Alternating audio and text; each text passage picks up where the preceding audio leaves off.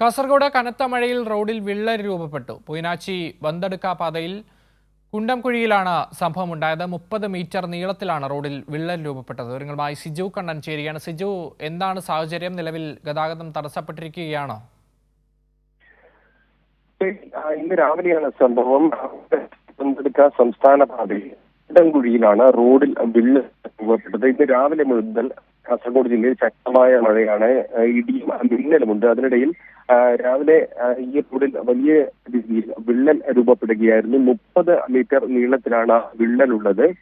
എന്നാൽ അപകടകരമായ സാഹചര്യമില്ല, ഗതാഗതത്തിന് തടസ്സമില്ല. വാഹനങ്ങൾ ഇരുഭാഗത്തു കൂടിയും ഗതാഗതം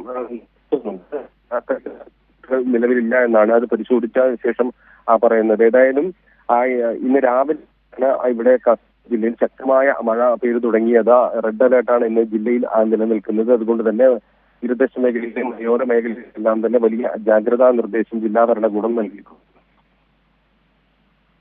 ശരി, സിജു കണ്ണനാണ് വിശദാംശങ്ങൾ നൽകിയത്.